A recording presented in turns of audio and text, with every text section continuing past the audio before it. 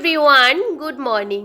আশা করছি তোমরা যে যেখানে আছো প্রত্যেকেই বেশ ভালো আছো আর সুস্থ আছো। আমার আজ আরও একটি নতুন ব্লগে তোমাদের সকলকে জানাই অনেক স্বাগতম। আজকে এক সপ্তাহ পর ব্লগ শ্যুট করছিলাম। কালকে যে ব্লগটা দিয়েছিলাম সেটা এক সপ্তাহ আগেরই ব্লগ ছিল। বিশ্বাস করো, মাঝখানে যদি ব্লগ করা বন্ধ করে দিই তারপরে আর করতে ইচ্ছে করে না। ওই যে শরীরের মধ্যে একটা অলসতা কাজ করে। তো ভাবলাম চলো, অলসতা করে কোনো লাভ হবে না, আজকের থেকে আবারও ভিডিও শুরু করি। মানে ব্লগগুলো তোমাদের সাথে শ্যুট না করলে কীভাবেই শেয়ার করব। তো বন্ধুরা, এখন ঘড়ির কাটাতে বাজে সকাল 7টা মতন। ঘুম থেকে উঠে আমি কিন্তু ওই যে একটু ফ্রেশ হয়ে গরম জল করে নিয়েছি আর সেটা খেয়ে নিয়েছি। কালকে ছেলের শরীরটা বেশ খারাপ ছিল, সে কারণে ওকে স্কুলে পাঠাইনি। আজকে দিনটা ছিল বুধবার, ওকে আজকে স্কুলে পাঠাবো। সে কারণে সকালবেলা ঘুম থেকে একদমই উঠতে ইচ্ছে করছিল না। আর এখন রাতেরবেলা ঘুমাতে ঘুমাতে অনেকটা দেরি হয়ে যায় জানো তো। সে কারণে সকালবেলা একদমই ঘুম থেকে উঠতে ইচ্ছে করে না। তবে অলসতা করে কি করব বলো তো, ছেলের যদি স্কুল থাকে, সংসারের সমস্ত কাজগুলো নিজেকেই সামলাতে হয়। একটু দেরি করে কাজকর্মগুলো শুরু করলে করতে করতেও অনেকটা দেরি হয়ে যায়। আর শীতের সকালে দেখবে সকালটা হতে না না হতে দুপুর হয়ে যায়, কাজগুলো সময়ের মধ্যেও করতে পারি না। সকালে যখন একবার ঘুম থেকে উঠে যাই আর কাজগুলো শুরু করি তখন দেখবে একের পর এক কাজ হাজির হয়। তবে চেষ্টা করি প্রত্যেকটা কাজ ভালো করে গুছিয়ে করতে। কালকে বাড়িতে একটু কাজ করানো হয়েছে। আমার বর আর আমি কিন্তু ওই যে বাড়ির মধ্যে কিন্তু আগের যে বাঁশগুলো, সমস্ত বাঁশগুলো জলে নষ্ট হয়ে গেছে, সে কারণে গেটটাও ঠিক করা হয়েছে আর বাঁশগুলো সমস্তটা পাল্টে দিয়েছে। আর বাঁশটা কিন্তু ওই যে এখন সুন্দর করে বেঁধে দিয়েছি। এখন আমার গেটটা এখন অনেকটা শক্তপোক্ত হয়ে গেছে, বর্ষার কারণে বৃষ্টির কারণে অনেকটা খারাপ হয়ে গেছিলো। প্রায় 4টা বছর হয়ে গেছে, বুঝতেই পারো টিনের বাউন্ডারি এমনিতেই নষ্ট হয়ে যায়। তবে এই মুহূর্তে এখন বাউন্ডারি আমরা দেব না, আমাদের ইচ্ছে আগে বাড়িটা কমপ্লিট করার। তবে চলো, মনের মধ্যে সুপ্ত ইচ্ছা আশা সবারই থাকে, তার জন্য আমাদের কিন্তু অনেকটা পরিশ্রম করতে হয়। সংসারের কাজের মধ্যে আমি ভীষণ ভালো থাকি, তার মধ্যে আজকে কয়েকটা দিন শরীরের মধ্যে ভীষণ অলসতা কাজ করছে, ঠিকঠাক করে কাজগুলো করতে পারছিলাম না, বিশ্বাস করো। তো ভাবলাম চলো, কাজ তো গুছিয়ে করতেই হবে। এখন এই ঘরটাকে ভালো করে গুছিয়ে নিচ্ছিলাম। এক এক করে কাজগুলো যদি গুছিয়ে করা হয় তাহলে দেখবে বেশ ভালো লাগে। বাইরের জায়গাটা ঝাড়টার দিয়ে ছেলের জন্য সকালে টিফিনটা বানিয়ে নিয়েছিলাম। আর ওর আজকে টিফিনে দিয়েছিলাম শুধু আপেল, আর অন্য কিছু দিইনি। সত্যি কথা বলতে ওর কিন্তু সর্দি আর কাশি, ফলমূল এখন ও কিন্তু একদমই খাওয়া বন্ধ করে দিয়েছে, শুধু একমাত্র কাশির জন্য। তবে ও ফল খেতে ভীষণ ভালোবাসে, সে কারণে ভাবলাম কয়েক টুকরো আপেল দিয়ে দিই। আর সে কারণে অন্য আর কিছু দিইনি। তো ওর টিফিন বাড়িটা সমস্ত কিছু রেডি করে দিয়েছি। আর ওর বাবা ওকে নিয়ে যাবে স্কুলে। ওর বাবা কিন্তু এখন ওকে নিয়ে আসা, সকালে টিফিন খাওয়ানো সবটাই করিয়ে দেয়, সেহেতু আমি কিন্তু অন্য কাজগুলো খুব সুন্দর করে গুছিয়ে করতে পারি। তো ভাবলাম চলো, ও কিন্তু ওই ঘরে খাওয়া দাওয়া করছিল, আমি এদিকে কিন্তু ঘরটাকে গুছিয়ে নিয়েছিলাম। রাতেবেলা গুছিয়ে রাখলেও কিন্তু সকালবেলা একদমই এদিক সেদিক হয়ে থাকে, ছড়িয়ে ছিটিয়ে, ভালো লাগে না। আমার বর আজকে বেশ কয়েকটা দিন ধরে আমার বাসুরের সাথে কাজে যাচ্ছিল। তো আস্তে আস্তে রাত প্রায় 12টা বেজে যায়, অনেক সময় 1টাও বেজে যায়। আমি খাওয়া দাওয়া করে শুয়ে থাকি, তারপরে ও আসার পর আবার ঘুম থেকে উঠতে হয়। তো বুঝতে পারো, ঘুমাতে ঘুমাতে অনেকটাই দেরি হয়ে যায়। আর কি বলো তো বন্ধুরা, এখন ওয়েদারটা ভীষণ বাজে, একবার গরম একবার ঠান্ডা, সে কারণে শরীরটাও বেশ খারাপ হয়ে যাচ্ছে। যাই হোক, কাজকর্ম তো করতে হবে। এখন দেখো, ঘরের প্রত্যেকটা জিনিস ভালো করে একটু মুছে নিচ্ছিলাম, কারণ আজকে 2-1টা দিন এত পরিমাণে ধুলো বালিগুলো হচ্ছে, জানালাগুলো খুলে দিচ্ছিলাম। আগের তুলনায় এখন কিন্তু ঠান্ডাটা অনেকটাই কমে গেছে। আমার মনে হয় শীত বেশি দিন আর পড়বে না, আস্তে আস্তে কিন্তু গরমটাই চলে আসবে। যাই হোক, এখন ঘরের এই যে প্রত্যেকটা ফার্নিচার ভালো করে পরিষ্কার করে নিয়েছিলাম। আর ফ্রিজটা কিন্তু বিশ্বাস করো প্রত্যেক সময় মোছা হয়, তারপরেও নিচের জায়গাটার মধ্যে প্রচুর কীরকম একটা নোংরা হয়ে থাকে, সেই জায়গাগুলো ভালো করে পরিষ্কার করে নিচ্ছিলাম। তো দেখো, সব সময় কিন্তু সব কিছু পরিষ্কার করে করার চেষ্টা করি, প্রত্যেকটা জিনিস কিন্তু পরিষ্কার থাকে। সবসময় পরিষ্কার না করলে সেগুলো কিন্তু অপরিষ্কারে হয়ে যায়।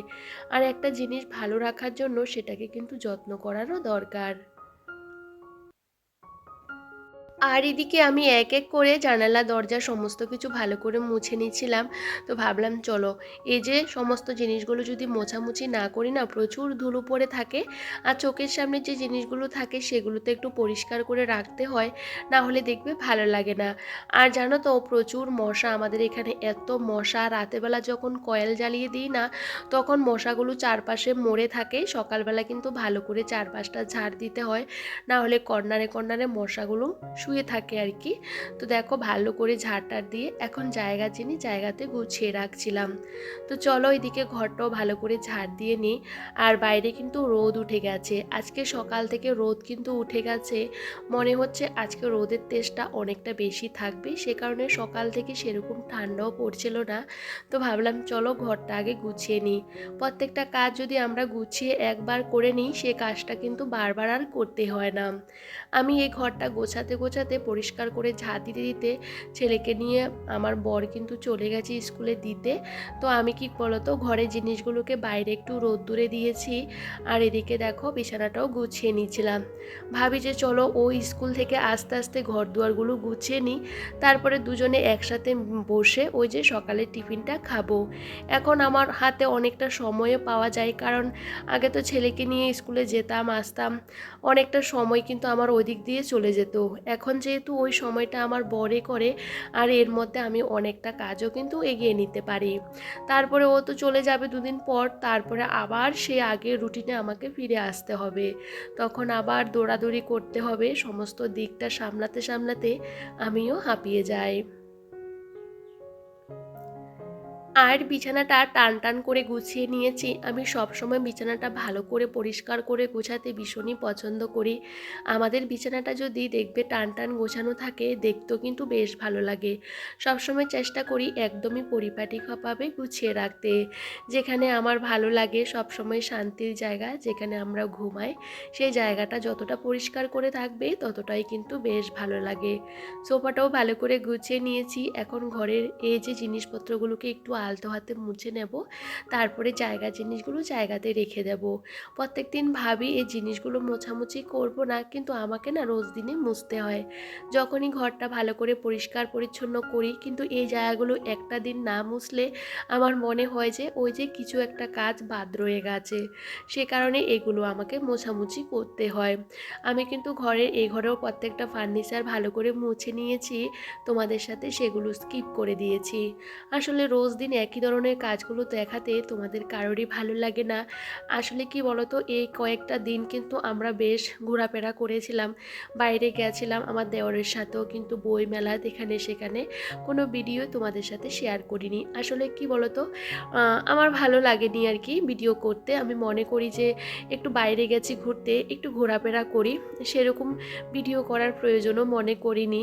আসলে কি বলতো, আমি না বাইরে ওই যে ভিডিও করতে একদমই পছন্দ করি না। আমি সবসময় সংসারের কাজকর্মগুলো শেয়ার করি, সেটাই আমার বেশ ভালো লাগে। আর সেটাই কিন্তু তোমরা বেশ পছন্দই করো। আর এদিকে দুটো ঘর দুয়ার ভালো করে গুছিয়ে নিয়েছি, এখনও বর ছেলেকে স্কুল থেকে দিয়ে আসেনি।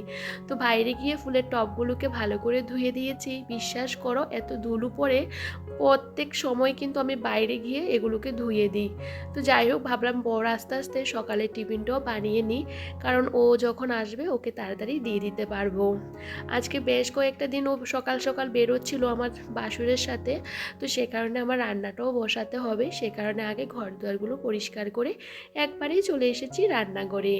আর আজকে ভেবেছিলাম সকালে তরকারি করব, তো ভাবলাম না, তরকারি করব না, কারণ ও যেহেতু ভাত খেয়ে বেরোবে, সে কারণে রুটি করেছি। কারণ আমার বর রুটি খেতে বেশ পছন্দ করে।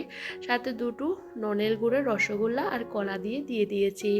আমি এখনও সকালে টিফিনটা খাইনি, ভাবলাম রান্নাটা বসিয়ে তারপরে খাওয়া দাওয়াটা করব।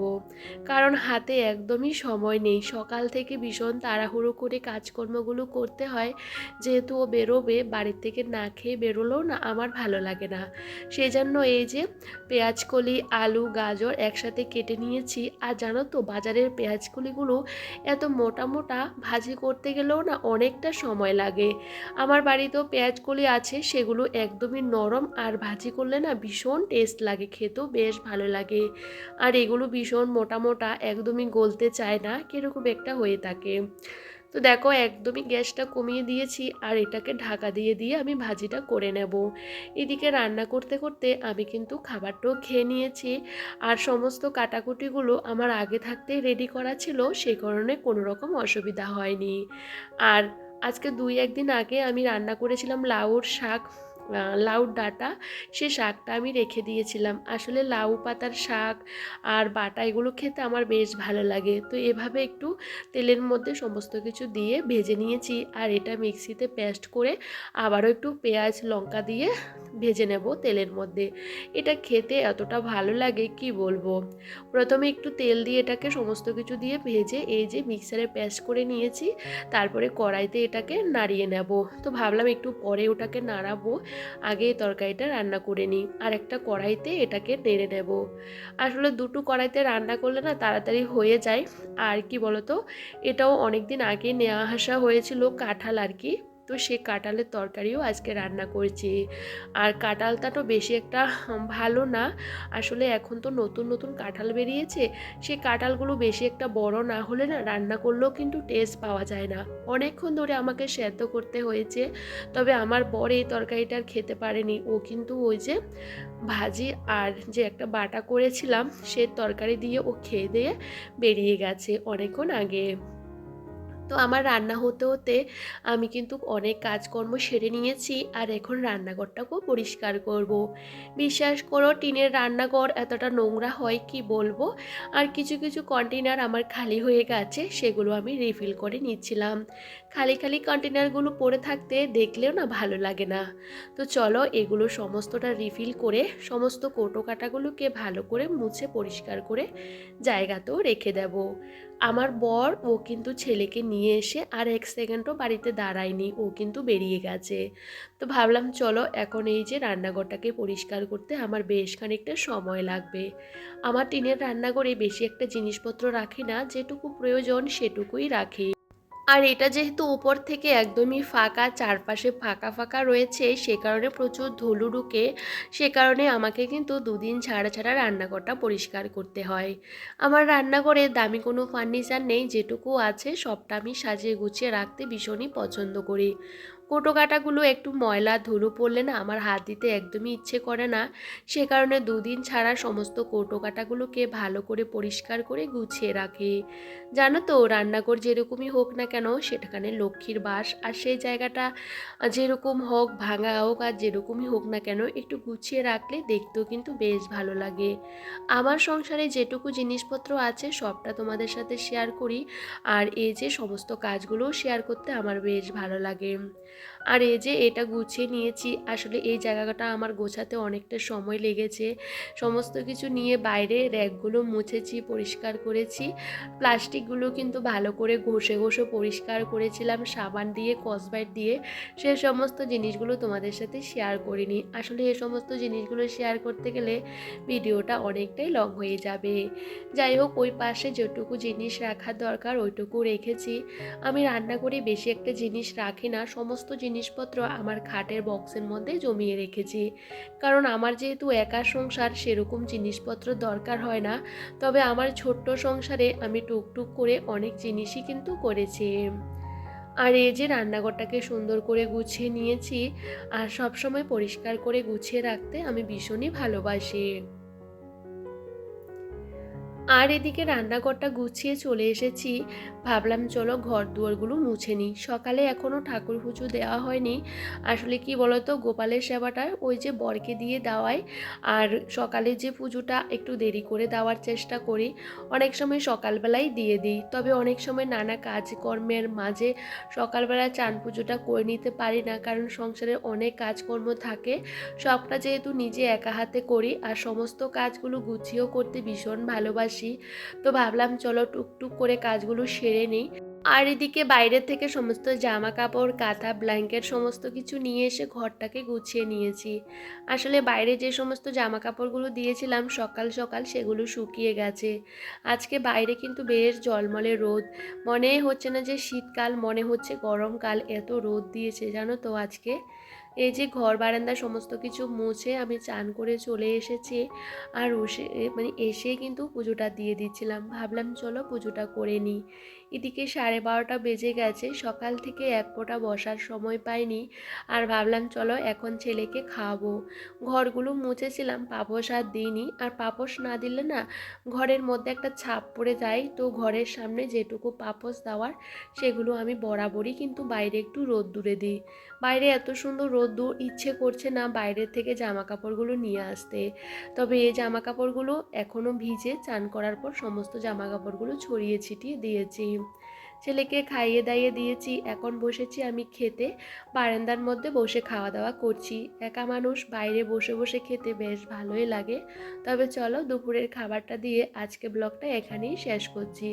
বন্ধুরা, আজকে ব্লগটা তোমাদের কেমন লাগলো কমেন্ট করে জানাতে একদমই ভুলো না। সবাই সবার পরিবারকে নিয়ে অনেকটা ভালো থেকো, সুস্থ থেকো, সাবধানে থেকো। সবাইকে টাটা।